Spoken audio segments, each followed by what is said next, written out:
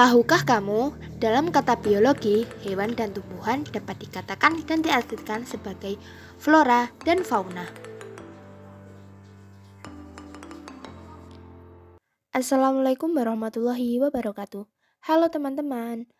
Dalam video media pembelajaran kali ini, saya akan membahas mengenai flora dan fauna di Indonesia.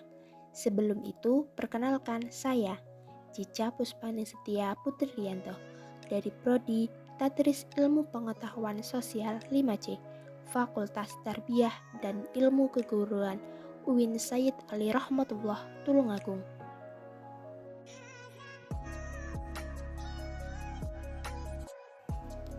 Indonesia memiliki persebaran flora dan fauna di sejumlah kawasan.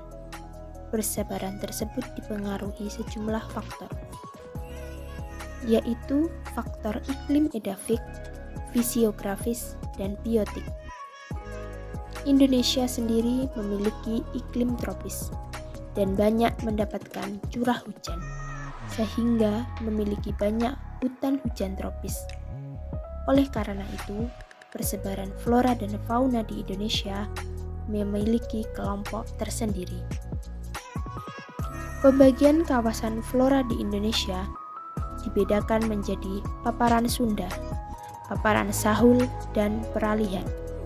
Sementara kawasan fauna terbagi menjadi bagian barat atau disebut Asiatis, bagian timur atau Australis, dan bagian peralihan.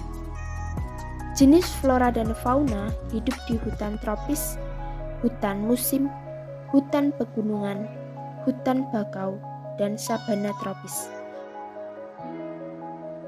Secara sederhana, pengertian flora adalah tanaman, sedangkan secara umum, flora adalah semua jenis tumbuhan atau tanaman yang ada di dunia. Flora memiliki jenis yang sangat banyak dan beragam, bahkan jumlahnya tidak terhitung lagi. Beragam tumbuhan tersebar di seluruh muka bumi. Pengertian fauna secara sederhana adalah hewan, sedangkan pengertian fauna secara umum adalah segala jenis hewan yang hidup di dunia. Persebaran fauna berdasarkan garis Wallace dan Weber dibedakan menjadi 3. Yang pertama, kelompok hewan Asiatis. Yang kedua, kelompok hewan peralihan, dan yang ketiga, kelompok hewan Australis. Pembagian fauna menjadi 3 kelompok tersebut berdasarkan adanya paparan Sunda dan paparan Sahul. Di antara paparan Sunda dan paparan Sahul dapat ditarik garis pemisah yang disebut dengan garis Wallace. Garis Wallace merupakan garis khayal yang ditemukan oleh seorang naturalis Inggris bernama Alfred Russel Wallace. Pada tahun 1863, ia menemukan garis Wallace setelah ia menyadari adanya perbedaan antara fauna bagian barat dan fauna bagian timur. Garis ini membelah Selat Makassar hingga menuju ke selatan Selat Lombok. Jadi, garis Wallace memisahkan wilayah oriental dengan wilayah Australia. Namun selanjutnya pada tahun 1904, seorang zoologis dari Jerman bernama Max Weber berpendapat bahwa hewan-hewan yang ada di Sulawesi tidak semuanya tergolong kelompok hewan Australia. Menurut Weber, di Sulawesi ada juga hewan-hewan yang memiliki sifat oriental, sehingga ia berkesimpulan bahwa hewan-hewan dari Sulawesi merupakan hewan peralihan. Selanjutnya, Weber membuat garis pembatas yang berada di sebelah timur Sulawesi, memanjang ke utara menuju Kepulauan Aru. Garis ini kemudian dikenal dengan garis Weber.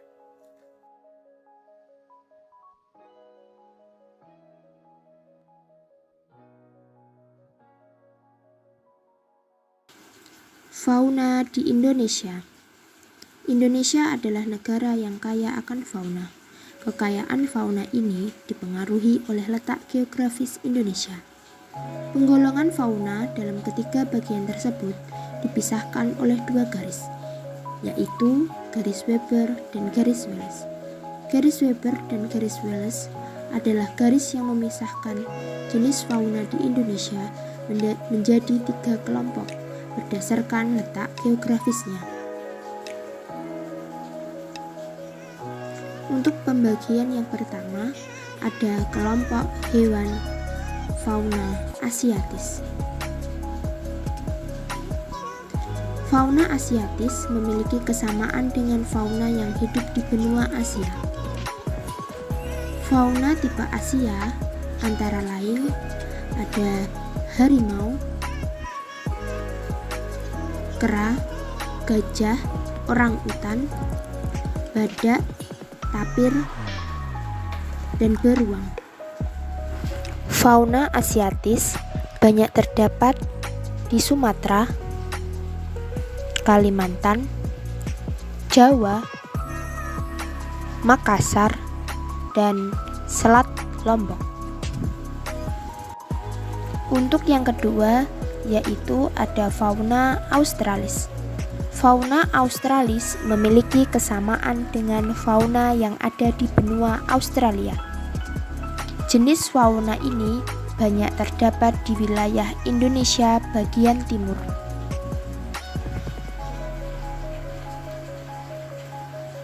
Yaitu Maluku bagian timur, Papua. Jenis fauna australis yaitu ada burung cendrawasih, beo raja, kanguru, kasuari, tikus bertanduk.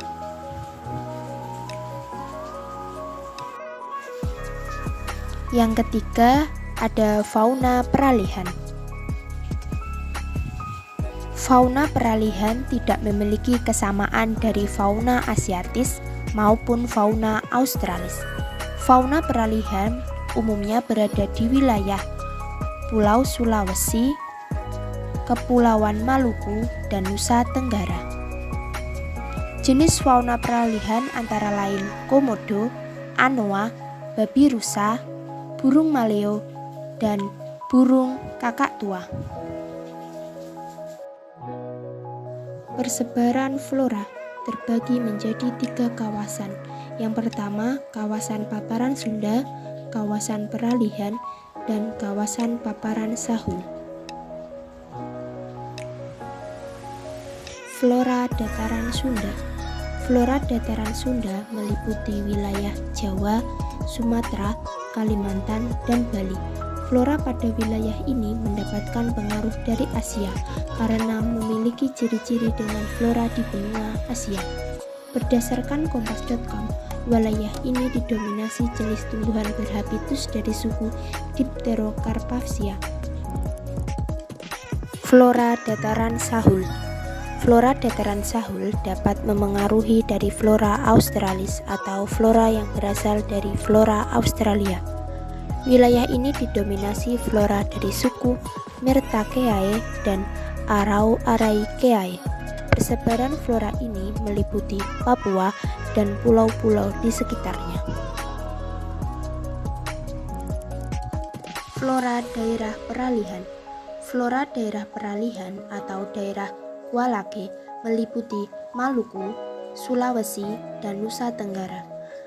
Flora pada daerah ini mendapatkan pengaruh dari benua Australia dan Asia.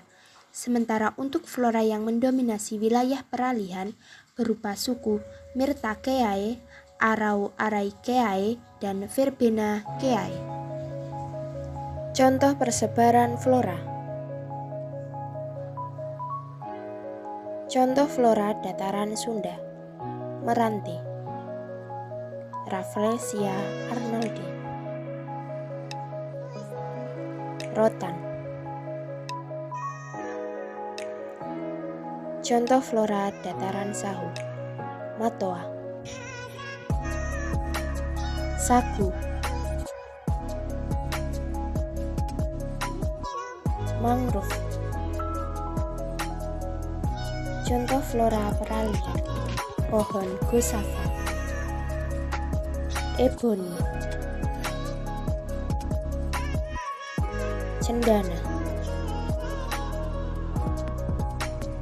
Untuk materi yang selanjutnya yaitu membahas mengenai kerusakan flora dan fauna di Indonesia.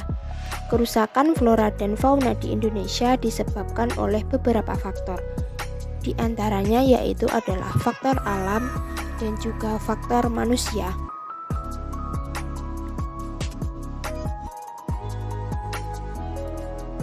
Contoh dari faktor alam meliputi bencana alam seperti gunung meletus, tsunami, gempa bumi, banjir, dan juga badai. Dari beberapa faktor alam yang mengancam kelangsungan hidup flora dan fauna tersebut, faktor manusia merupakan faktor pembunuh nomor 1. Hampir 80% kerusakan fauna dan flora disebabkan oleh manusia. Faktor yang menyebabkan kerusakan flora dan fauna diantaranya meliputi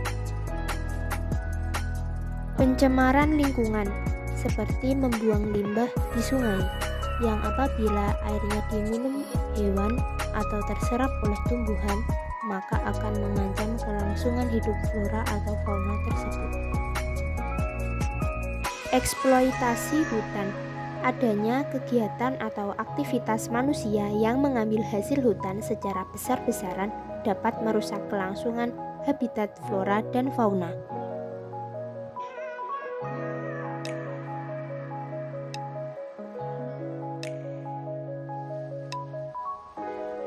Maraknya perburuan liar juga mengakibatkan kerusakan flora dan fauna. Beberapa fauna memiliki daya tarik tersendiri yang bernilai ekonomi tinggi jika dijual, sehingga banyak manusia yang memburu fauna tersebut. Hal inilah yang mengakibatkan punahnya satwa-satwa hutan di Indonesia. Dari faktor-faktor tersebutlah yang menyebabkan kerusakan atau kepunahan flora dan fauna di Indonesia. Untuk menjaga dari kerusakan atau kepunahan tersebut, kita sebagai manusia bisa melakukan hal-hal berikut.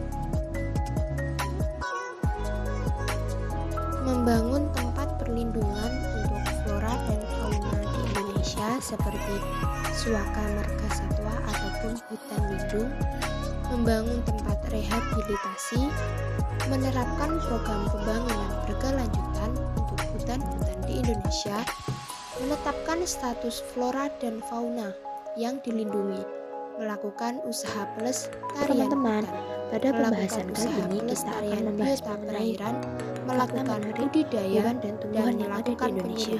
Dan Indonesia memiliki 515 spesies mamalia terbanyak di dunia, 270 amfibi terbanyak kelima di dunia, 600 spesies reptil terbanyak ketiga di dunia, 121 spesies kupu-kupu terbanyak di dunia, dan 20.000 spesies tumbuhan berbunga dan terbanyak ketujuh di dunia. Selain dari fakta menarik tersebut, kita juga akan membahas fakta menarik mengenai gajah. Gajah yang memiliki rasa setia kawan yang tinggi. Apa kesan pertama teman-teman ketika melihat gajah? Gajah terkenal karena memiliki belalai yang panjang, gading, dan tubuh yang besar. Gajah juga terkenal karena kecerdasan yang ia miliki. Selain keunikan dari tubuh gajah, sifat dari hewan ini juga sangat menarik untuk kita pelajari loh. Salah satunya memiliki rasa empati setia kawan yang tinggi. Gajah yang dikenal dengan hewan yang cerdas ternyata juga memiliki empati yang besar terhadap kawannya. Mereka selalu memperhatikan teman atau keluarganya yang sedang kesusahan dan selalu menolong mereka. Gajah terbiasa membentuk ikatan yang erat dengan kawannya. Karena itu mereka bisa bersenang-senang dan bersedih bersama. Gajah juga hewan yang cerdas dalam hal emosi. Ia bisa sangat sedih jika ada kawannya yang mati. Dengan cara yang unik, hal tersebut terlihat pada saat ilmuwan mempelajari dan meneliti sekitar 26 gajah dari berbagai usia di Taman Park Thailand. Cara gajah menenangkan temannya yang sedih atau stres ditandai dengan ekor yang tegak, telinga yang melebar atau bersuara seperti terompat atau gemuruh. Kemudian buang air tiba-tiba. Gajah tersebut akan menyentuh temannya dengan belalai seolah memberikan pelukan ketenangan.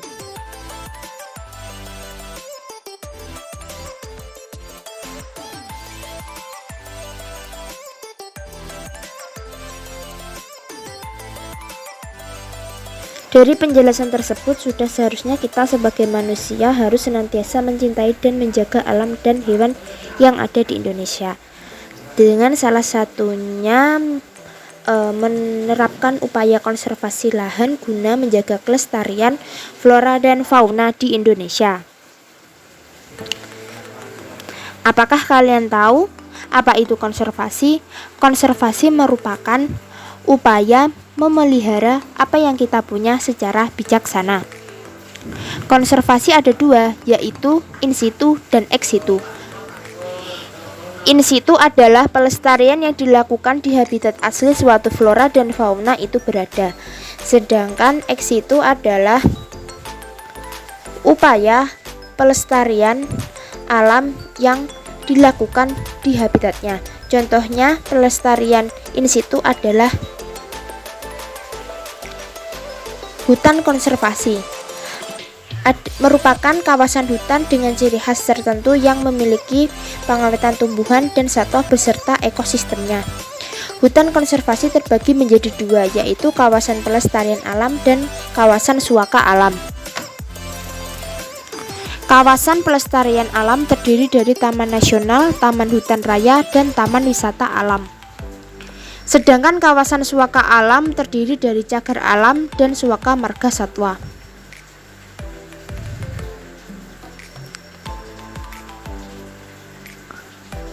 Kawasan pelestarian alam. Kawasan pelestarian alam meliputi taman nasional. Taman nasional adalah kawasan pelestarian alam yang memiliki ekosistem asli dan dikelola dengan sistem zonasi yang terdiri dari zona pemanfaatan, zona rimba, dan zona inti. Di Indonesia saat ini terdiri dari 54 taman nasional yang tersebar mulai dari Pulau Sumatera, Jawa, Kalimantan, Sulawesi, dan Papua. Selain berfungsi sebagai kawasan konservasi, taman nasional juga berfungsi sebagai hutan wisata dan hutan budidaya. Beberapa taman nasional yang ada di Indonesia seperti Taman Nasional Gunung Gede Pangrango, Taman Nasional Baluran di Jawa, Taman Nasional Bukit 30, dan Taman Nasional Gunung Leuser di Sumatera, Taman Nasional Sebangau dan Danau Sentarum di Kalimantan, Taman Nasional Tukabunarate di Sulawesi, Taman Nasional Lawrence di Papua. Taman wisata alam. Taman wisata alam adalah hutan wisata yang memiliki keindahan baik flora maupun fauna yang memiliki keunikan tersendiri untuk keperluan rekreasi dan budaya yang menerapkan prinsip pelestarian dan perlindungan alam.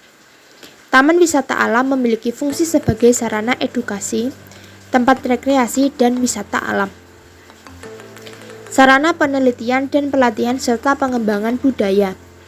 Di Indonesia sendiri ada banyak taman wisata alam seperti Gunung Bromo di Jawa Timur, hutan konservasi di Taman Nasional Gunung Leuser, Pulau Komodo di Nusa Tenggara Timur, Taman Hutan Raya atau Tahura. Bagian dari kawasan pelestarian alam lainnya adalah Taman Hutan Raya atau Tahura, yaitu suatu kawasan pelestarian satwa dan tumbuhan baik secara alami maupun buatan.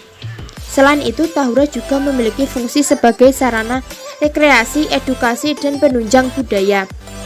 Beberapa Tahura di Indonesia seperti Tahura Juanda di Bandung.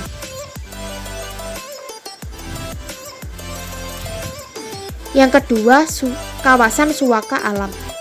Kawasan suaka alam merupakan hutan konservasi juga terdiri dari kawasan suaka alam yang terbagi menjadi dua bagian, yaitu meliputi cagar alam dan suaka marga satwa. Yang pertama yaitu adalah cagar alam. Cagar alam adalah kawasan suaka alam yang termasuk dalam hutan konservasi dengan tujuan untuk mengawetkan dan melestarikan keanekaragaman hayati di dalamnya.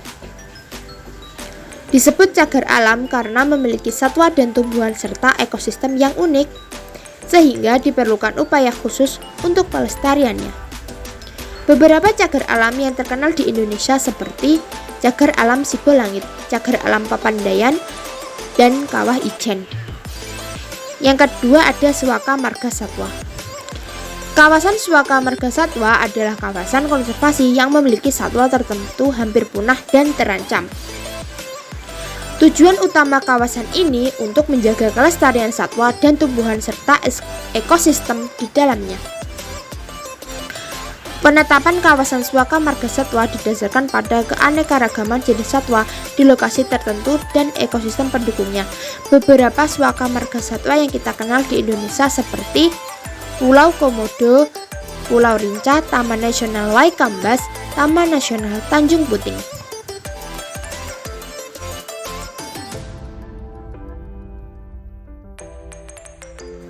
Contoh dari pelestarian ex situ seperti kebun binatang. Kebun binatang merupakan tempat hewan dipelihara dalam lingkungan buatan yang dipertunjukkan kepada publik untuk kepentingan konservasi, pendidikan, penelitian, dan rekreasi. Salah satu contoh kebun binatang yaitu Kebun Binatang Ragunan. Yang kedua, kebun botani. Kebun botani merupakan lahan yang ditanami berbagai tanaman untuk keperluan koleksi, konservasi, pendidikan, dan wisata. Contohnya seperti Kebun Raya Bogor. Sekian video menjaga saya kali ini. kelestarian Saya alam. ucapkan terima kasih atas perhatian. Jangan hobi Wassalamualaikum merusak, tapi warahmatullahi hobilah wabarakatuh. untuk menanam Bye-bye. dan melestarikan.